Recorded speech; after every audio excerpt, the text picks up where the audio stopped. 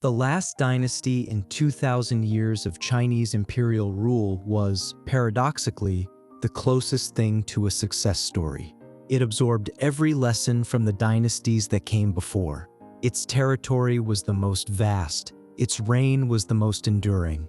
It was not even built by the Han Chinese, a minority people from the northeastern frontier, making up only a tiny fraction of the empire's population, managed this enormous country more effectively than any dynasty before it. Then it collapsed, and this time it was not just another change of dynasty.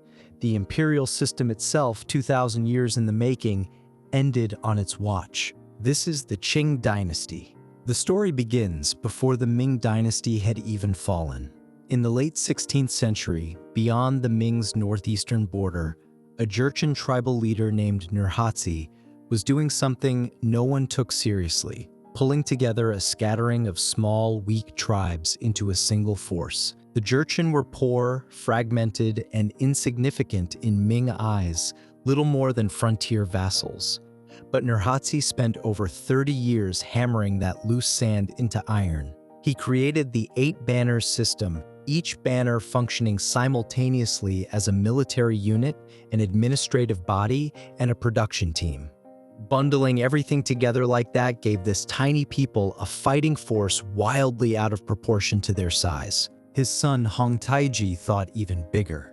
He changed the tribal name from Jurchen to Manchu and the state name from later Jin to Great Qing, a rebranding that signaled a shift from tribe to empire. More importantly, he began pulling in Mongol allies and surrendered Chinese officials. Before the Manchus ever crossed the Great Wall, they were already figuring out how to run a multi-ethnic operation. In 1644, the Ming collapsed. Li Zicheng stormed Beijing, and the Chongzhen Emperor hanged himself on Coal Hill. But Li Zicheng barely had time to sit down before Wu Sangui, the Ming general guarding Shanhai Pass, opened the gate and let the Qing army through. Months later, the Shunzi Emperor was enthroned in Beijing. A regime from the northeastern frontier had landed itself in the Forbidden City. Getting in was one thing. Staying was another. How did a foreign minority keep the overwhelming Han majority in line for nearly 3 centuries? The early years were brutal. The Q order, land seizures, massacres. The new regime needed everyone to understand that the cost of resistance far exceeded the cost of compliance. But the Manchus figured out quickly that a few million people cannot govern over 100 million through violence alone. So the Qing did something no previous dynasty had done. Instead of imposing one system on everyone, they tailored the approach to the audience. For the Han Chinese, they barely changed a thing. The civil service exams continued, the ministries continued, local governance continued. A scholar waking up in early Qing China would find that, aside from the Q on his head, his textbooks and career path looked about the same. And as long as the road to officialdom was still open, who sat on the throne became negotiable. But at the core of power, the Qing installed a lock, the Manchu-Han dual appointment system. Key positions were filled in pairs, one Manchu and one Han. It looked like equality. In practice, the Manchu always held the deciding vote. Han officials felt like insiders, but the keys never left Manchu pockets. For the Mongols, an entirely different playbook. The Ming had built walls to keep the steppe out. The Qing did the opposite. They pulled the Mongols in. Intermarriage tied the ruling houses together. And then came the master stroke, promoting Tibetan Buddhism across the Mongolian steppe, encouraging noble families to send their sons into monasteries. More temples went up, fewer young men stayed on horseback. Without a single battle, the Mongol military threat was neutralized from within. For Tibet, Xinjiang, and the southwestern frontiers, yet other arrangements. The Court of Colonial Affairs managed these regions according to local traditions. Tibet kept its religious authority, Xinjiang maintained its beg system, the Southwest continued under native chieftains. The empire expanded enormously without forcing everyone into the same mold, and the emperor himself was designed as a polyhedron. Before Han scholars, he was a guardian of Confucian learning. Before Manchu nobles, he rode and shot as head of the banners. Before Mongol princes, he was the great Khan of the steppe. Before Tibetan Buddhist clergy, he was a sacred protector of the Dharma. One man, four faces, and every group convinced he was one of their own. This was the fundamental difference between the Qing and every dynasty before it. The Tang had also embraced diversity, but that was the inclusiveness of cultural confidence, ultimately absorbing everyone into one framework. The Qing practiced genuine layered governance, different peoples managed in different ways, unified only by allegiance to the same emperor. This balancing act truly came together under the Kangxi emperor. Kangxi took the throne at 8 years old, with the regent Oboy running things beside him. Everyone assumed the boy emperor was a figurehead. Kangxi did not push back. He grew up quietly, watched quietly. At 16, he struck, removing Oboy in a single move. The entire court realized this young man had not been enduring. He had been waiting. Then came the real test. 3 Han Chinese feudal princes revolted simultaneously, and half the south was lost. Courtiers were already planning their exits. Kangxi, barely in his 20s, ignored every suggestion to negotiate or retreat. 8 years, province by province, he took it all back. After the 3 feudatories came the recovery of Taiwan, then 3 personal campaigns against the Dzungar Mongols deep into the desert. But his true legacy was not military. It was that he, one man, made Manchus, Han, Mongols, and Tibetans all feel simultaneously that this was their emperor. 4 worlds stitched together by a single person. Yongzheng succeeded him and changed the tone entirely. Not a charisma leader, a ruthless accountant. In just 13 years, he tightened every bolt in the machine. The palace memorial system let local officials send secret reports directly to the emperor, bypassing every layer in between, effectively planting an eye in every province and county. The tax consolidation reform merged the head tax into the land tax, easing the burden on the landless poor while squeezing the wealthy. People called him harsh. He did not care. He only cared that the books balanced. Under Qianlong, the empire peaked. Largest territory in history. Population passed 300 million, one of the biggest economies on the planet. If history could have frozen at mid-Qianlong, the Qing might be remembered as the most successful dynasty China ever produced. But history never freezes at the high point. 300 million mouths to feed, and the farmland was not growing to match. Per capita resources kept sliding.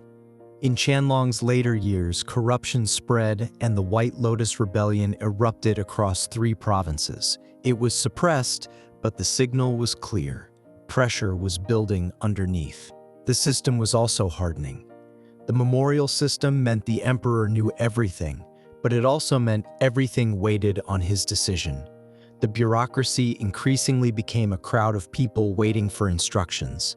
Literary inquisitions silenced the intellectuals. The empire still turned, but more and more like a machine that could only travel in a straight line. The empire did not see a serious problem. Looking around, no one could threaten it.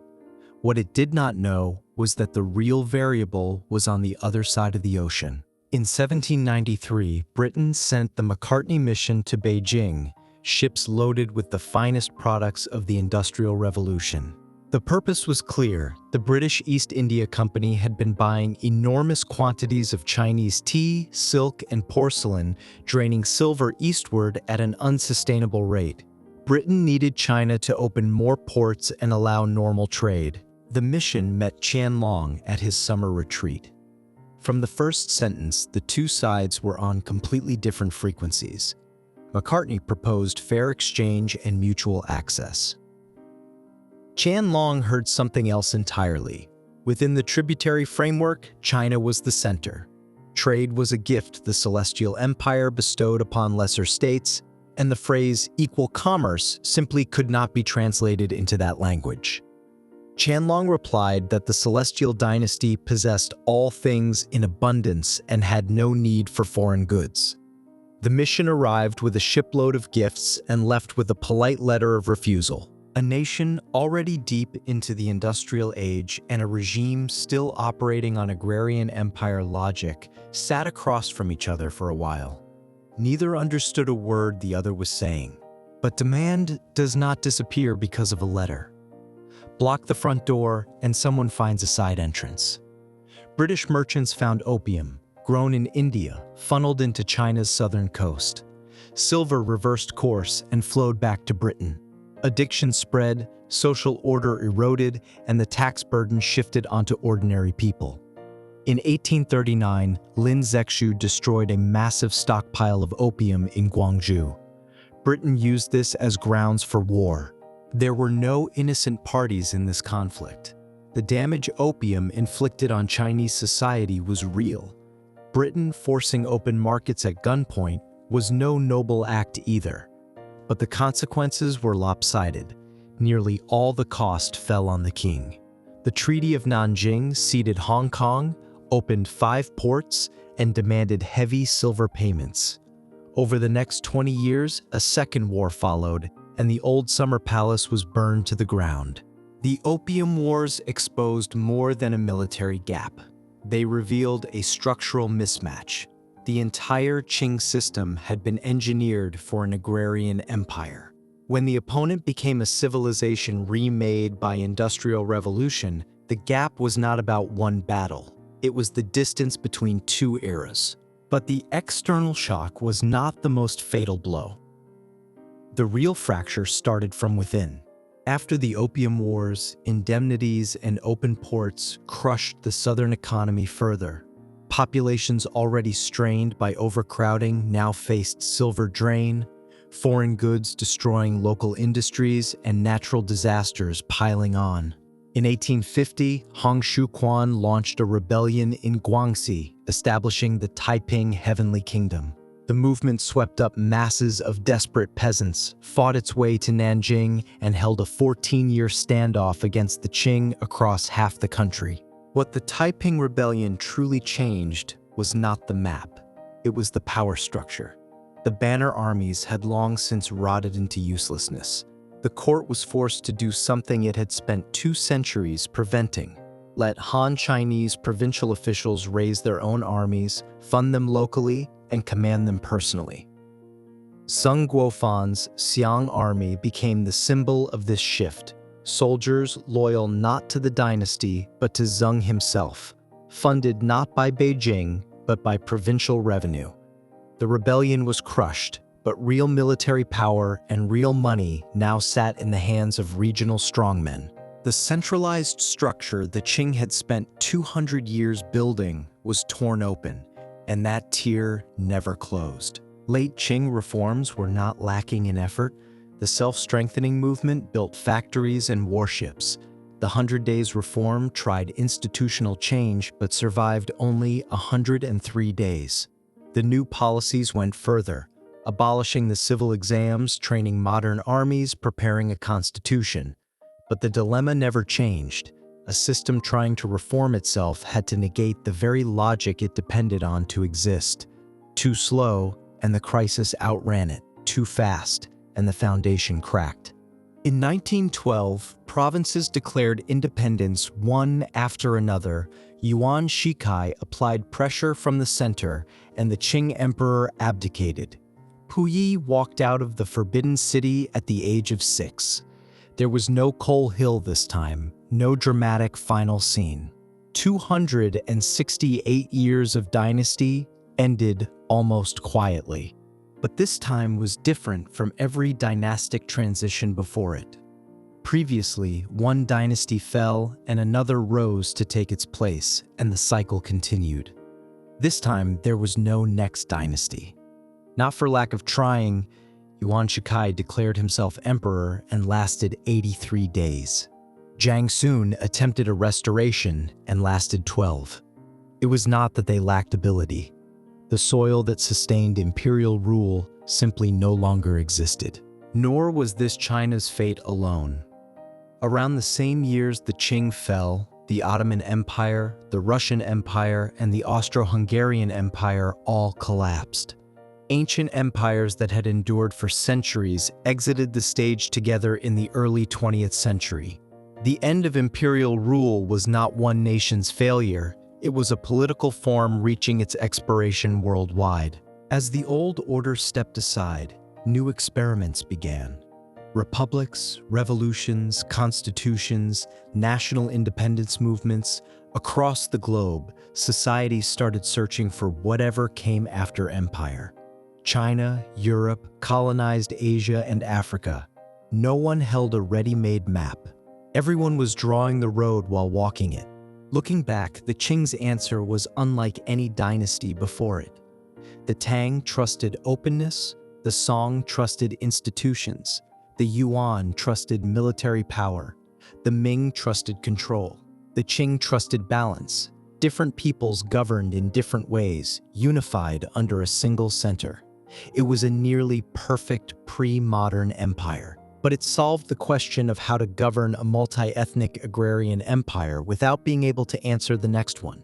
When the world itself changes, can empire as a form continue to exist? From Qin to Qing, 2,000 years of imperial rule rested on the same premise.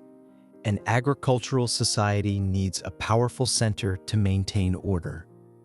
The moment the steam engine began to turn, that premise changed. Industrialization brought not just stronger ships and guns, but an entirely new way of organizing society.